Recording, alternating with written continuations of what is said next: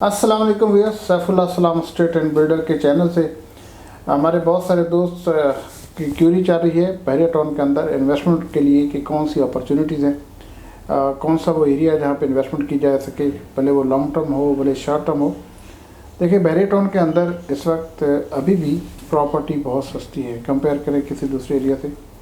और इंफ्रास्ट्रक्चर और इसकी फोरकास्टिंग जो है या फ्यूचर प्लानिंग बहुत अच्छी है। तो बहुत सारे दोस्त यहाँ इन्वेस्टमेंट तो करना चाहते हैं, लेकिन अब क्वेश्चन ये है कि इन्वेस्टमेंट कहाँ की जाए। अगर तो लमसम में पेमेंट है, डाउन पेमेंट के साथ कोई इन्वेस्टमेंट करना चाहते हैं तो उनकी अलग अपॉर्चुनिटीज़ हैं, और अगर इंस्टॉलमेंट शेड्यूल पे जाना चाहते हैं तो उनकी अलग अपॉर्चुनिटीज़ हैं। इंस्टॉलमेंट प्लान के ऊपर जाते हैं तो ज़ाहिर इसमें कुछ लिमिटेशन ज़रूर हैं। कैश इन हैंड हो तो फिर बहुत सारी ऑप्शन होती हैं ज़ाहिर, लेकिन जब आप इंस्टॉलमेंट प्लान पे जाते हैं तो कुछ लिमिटेशंस हैं, और इन लिमिटेशंस की वजह से कुछ ऐसी इन्वेस्टमेंट करना पड़ती है जो समटाइम उस एरिया में जाना नहीं चाहते, लेकिन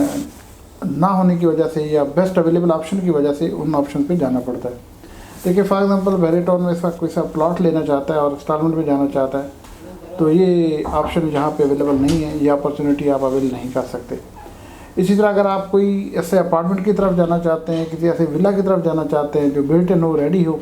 आप आएँ वहाँ शिफ्ट हों और उसके इंस्टॉलमेंट देते रहें, ये भी पॉसिबल नहीं। तो अल्टीमेटली आपको इस वक्त जो मार्केट में अवेलेबल ऑप्शन है वो यही है कि प्राइवेट जो बिल्डर्स हैं जो यहाँ पे प्रोजेक्ट्स बना रहे हैं उनके अंदर इंस्टॉलमेंट प्लान पे जाया जाए, और उसमें बहुत सारी वैरायटी भी है। लेकिन सवाल यही है कि ना तो आप प्लॉट ले सकते हैं, ना आप बिल्ट इन प्रॉपर्टी ले सकते हैं, और थर्ड ये कि आप प्राइवेट बिल्डर्स के प्रोजेक्ट में जाना होगा आपको। बहरिया टाउन के किसी प्रोजेक्ट में इस तरह की अवेलेबिलिटी नहीं है। हाँ, दो जगह हैं लेकिन वो लिमिटेड है, वो भी आपसे शेयर करने। एक सेंट्रल पार्क अपार्टमेंट्स है जो बहरिया टाउन का इसका प्रोजेक्ट चल रहा है, वहाँ पे इंस्टॉलमेंट्स में जा सकते हैं, और दूसरा बहरिया ग्रीन है। ये दो ऑप्शन हैं, लिमिटेड ऑप्शन है बट बाहर अवेलेबल है। जो लोग इसमें जाना चाहते हैं वो ऑप्शन है। बाकी प्लॉट्स या बिल्ट इन प्रॉपर्टीज या विलाज वहाँ पे इस वक्त चूँकि इंस्टॉलमेंट कंप्लीट हो चुकी हैं, और बल्कि विलाज और वो अपार्टमेंट भी हैंड ओवर हो चुके हैं या नियर कंप्लीशन है, तो वो ऑप्शन अवेलेबल नहीं है। तो अल्टीमेटली प्राइवेट बिल्डर पे ही रिलाई करना होगा इस वक्त। फ्यूचर में अगर कोई नया प्रोजेक्ट बहरिया टाउन लॉन्च करता है, नए प्लॉट्स लॉन्च करता है, कुछ विलाज लॉन्च करता है या कोई पॉसिबिलिटीज़ बनती हैं, तो ज़ाहिर है वो बाद के ऑप्शन है। आज के लिए जो मार्केट में अवेलेबल ऑप्शंस हैं वो वही हैं जो प्राइवेट बिल्डर प्रोजेक्ट्स बना रहे हैं। उनमें अपार्टमेंट्स भी आपके पास हैं, शॉप्स भी अवेलेबल हैं, शोरूम्स भी अवेलेबल हैं, ऑफिस भी अवेलेबल है, बहुत सारी वैरायटीज़ हैं। अब सवाल ये पैदा होता है कि प्राइवेट बिल्डर्स किस पे रिलाय किया जाए, उनको परखने का क्या तरीका है, और कौन सा ऐसा प्रोजेक्ट है या कौन सी ऐसी लोकेशन है जिसमें शॉर्ट टर्म में अच्छा ROI भी आ सके, या वो डिलीवरी कब होती है और डिलीवरी के बाद वहाँ पे रेंटल वैल्यू क्या है, या कोई वहाँ पे खुद आके शिफ्ट होना चाहता है, रहना चाहता है, या वहाँ पे ऑफिस बनाना चाहता है, या शोरूम को वहाँ पे अपने लिए कोई वहाँ पे बिज़नेस सेटअप करना चाहता है। तो कौन सी ऐसी लोकेशन है जो फ्रूटफुल रहेगी, जिसमें फ्यूचर में बेहतर चांसेस हैं उसके सेल वैल्यू के हवाले से, मतलब और रेंटल के हवाले से। तो देखें, पैरामीटर ये है कि जो भी बिल्डिंग है जहाँ भी आप इन्वेस्टमेंट कर रहे हैं उसमें जो सबसे प्रायोरिटी, टॉप प्रायोरिटी वो ये है कि वो बिल्डिंग कितने जल्दी डिलीवर होने जा रही। अगर कोई बिल्डिंग जल्दी बन जाती है, वो डिलीवर हो जाती है, अगर उसकी लोकेशन बहुत बेहतर नहीं भी है, तो ज़ाहिर है इस वक्त चूँकि मार्केट के अंदर बिल्ट इन प्रॉपर्टी की बहुत ज़्यादा डिमांड है, तो ये चांसेस है कि जो बिल्डिंग जितना जल्दी बनेगी वो उतना जल्दी लाइव भी होगी, वहाँ पे बिजनेसेस एक्टिविटीज़ भी उतना जल्दी शुरू होंगे, और वहाँ पे ROI भी बेहतर होगा। तो सबसे पहला जो पैरामीटर है परखने का मेरी नज़र में वो ये है कि इस चीज़ को देखा जाए, इस पैरामीटर पे वर्किंग की जाए कि ये जो बिल्डिंग है, जिस बिल्डिंग में हम लोग इन्वेस्टमेंट करने जा रहे हैं, वो डिलीवर कब होने जा रही है, उसकी डिलीवरी टाइम क्या है। फिर ज़ाहिर डिलीवरी टाइम को देखते हैं, प्रोजेक्ट की फिजिबिलिटी को देखते हैं, प्रोजेक्ट कितना बड़ा है, उसमें कितनी टाइम रिक्वायर्ड है, पेपर वर्क पे कितना टाइम है। होता ये है कि सामने बहुत बड़ा प्रोजेक्ट होता है, पेमेंट शेड्यूल 3-4 साल का होता है, बट प्रैक्टिकली उसको देखें वो 3-4 साल में बनता नज़र नहीं आता। तो ये वो सारे काम हैं जो एंड यूज़र के करने वाले हैं, जो आपके करने वाले हैं, कि बहरिया टाउन में आप जब भी इन्वेस्टमेंट करने आते हैं तो यहाँ पे बेस्ट अवेलेबल ऑप्शन देखना होगी। वो हमने आपको बता दिया क्या अवेलेबल ऑप्शंस हैं।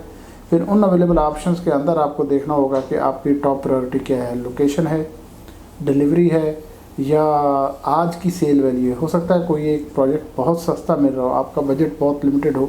या आपका टारगेट ये है कि मुझे कम से कम प्राइस में इन्वेस्टमेंट करनी है या कम से कम प्राइस पर स्क्वायर फीट में इन्वेस्टमेंट करनी है, आपकी शायद प्रायोरिटी टोटल प्राइस पे ना हो, शायद आपकी आपकी प्रायोरिटी शायद डिलीवरी डेट ना हो, या आपकी प्रायोरिटी हो सकता है लोकेशन ना हो सकता है आपके नज़र में कम से कम इन्वेस्टमेंट हो। लेकिन मेरी नज़र में पहली जो सबसे इम्पोर्टेंट वो है कि डिलीवरी टाइम, कब ये प्रोजेक्ट डिलीवर होने जा रहा है, नंबर 1 ऑप्शन। और सेकंड प्रायोरिटी जो हो सकती है मेरी नज़र में वो लोकेशन है।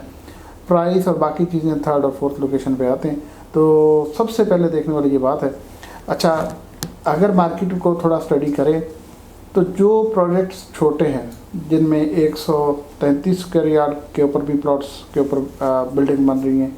266 स्क्वायर यार्ड के ऊपर भी बिल्डिंग बन रही है, इसी तरह 500 स्क्वायर यार्ड के ऊपर भी बिल्डिंग बन रही है, और फिर बहुत बड़े हाई राइज बिल्डिंग जो है 2000 स्क्वायर यार्ड, इनमें देखना ये है कि कौन सा जो प्रोजेक्ट है वो कितना जल्दी बनता है और हैंड ओवर होता है। जो छोटा प्रोजेक्ट होता है डेफिनेटली